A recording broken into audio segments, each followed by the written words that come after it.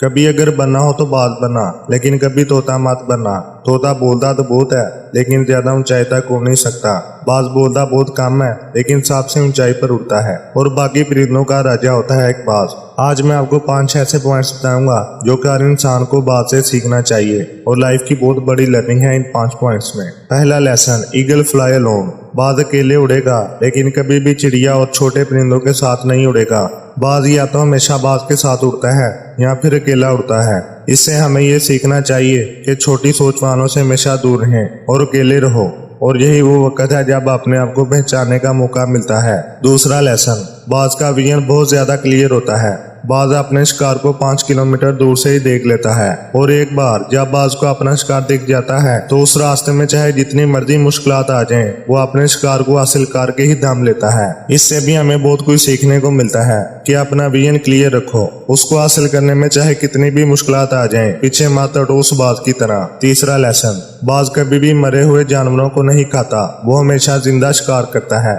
और इससे हमें ये सीखना चाहिए कि जो हमारा पास्ट है वो मर चुका है, तो अपने उन मरे हुए सड़े हुए थॉट्स पर ध्यान मत दो और अपनी आने वाली ताज़ा फ्रेश जिंदगी पर ध्यान दो। अपनी पास्ट की पुरानी यादें जो तुम्हें तंग करती हैं उन्हें वहीं रहने दो जहाँ पर उसकी जगह है, और अपने पास्ट को अपने प्रेजेंट में आने के लिए जगह मत दो, क्योंकि एक बार जब तुम्हारा पास्ट तुम्हारे प्रेजेंट में आ गया तो तुम्हारा पास्ट तुम्हें प्रेजेंट में नहीं रहने देगा। पास्ट में तुम्हारे साथ कितना ही बुरा क्यों ना हुआ हो, वो सब यादें, वो सब थॉट्स मर चुके हैं और उस बाज की तरह हो जो कभी भी मरी हुई चीजें नहीं खाता। चौथा लेसन, जब आंधी तूफान आते हैं तो बाज बहुत एक्साइटेड हो जाता है। जब बारिश होती है तो सारे परिंदे छुप कर बैठ जाते हैं, लेकिन बाज को बड़ा मजा आता है जब तेज हवाएं चलती हैं तो बाज उन हवाओं के सहारे और तेजी से ऊपर की ओर उड़ता है, और ऊपर उड़ते उड़ते इतना ऊपर उड़ जाता है कि बादलों से भी ऊपर पहुंच जाता है। तो इससे हमें ये सीखना चाहिए कि मुसीबत में मजा ढूंढो। और नेपोलियन हिल ने एक बार कहा था कि हर बड़ी मुश्किल अपने साथ एक बहुत बड़ा मौका लेकर आती है। तो इस बात की तरह तुम भी अपने आप को पहचानो,